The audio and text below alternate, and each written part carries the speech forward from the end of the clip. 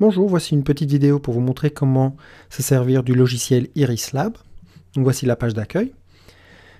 En haut à droite, vous avez un bouton pour créer un nouveau patient et en dessous, un bouton pour vous donner la liste de tous les patients que vous avez dans votre base de données. Donc je vais vous montrer la liste. Bon, ici, il n'y a que 2 personnes. Le premier, c'est un exemple, donc Jean Dupont. Mais quand vous aurez des centaines de personnes, ça va être une liste ici que vous allez pouvoir mettre en ordre alphabétique, etc. Donc on va regarder Jean Dupont. Voilà, donc voici les informations de Jean Dupont, donc son adresse, etc. Et ici sur la droite, vous avez les consultations que vous avez eues avec cette personne. Donc voici la date de la dernière consultation. On va cliquer sur le bouton ici pour aller ouvrir cette consultation. Donc ça commence sur la page anamnèse, donc il y a différents onglets. Donc ici vous rentrez les coordonnées de l'anamnèse. Donc il y a la possibilité sur le dernier onglet quand vous allez créer un nouveau patient, quand vous allez voir un nouveau patient, d'avoir des modèles. Donc vous pouvez les modifier comme vous voulez. Après ça, on a l'onglet notes. Donc ça c'est pour vous, c'est des notes pour vous, donc la stratégie que vous allez adopter, etc. La page conseil.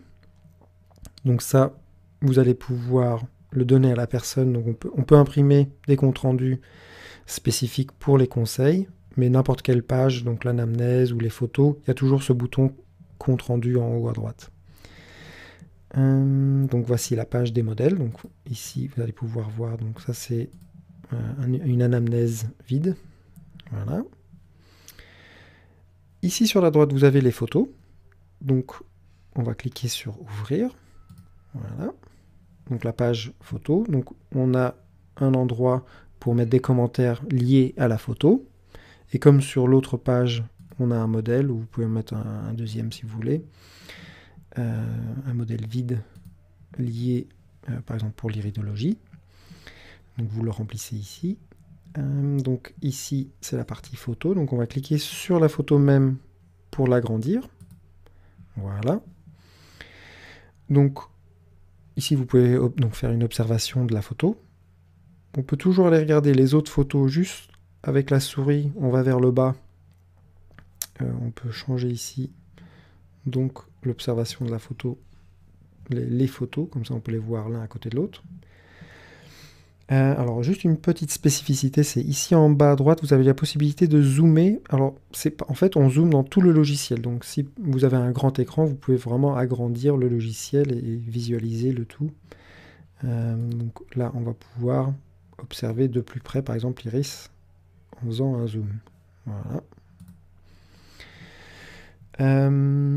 Voilà, donc comme je vous avais dit, il y a la possibilité d'avoir un compte rendu de n'importe quelle page. Donc si j'appuie par exemple ici sur le compte rendu, vous allez pouvoir voir ici, en fait ça c'est la page photo en grand, et vous allez avoir donc les coordonnées du patient, vos coordonnées ici, et vous avez donc la photo, donc une page que vous allez imprimer pour cette personne-là. Bon, je ne vais pas l'imprimer pour maintenant, voilà.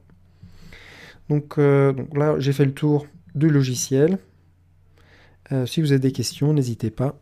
Envoyez-moi un email à réception@premalab.fr. Merci, à bientôt, au revoir.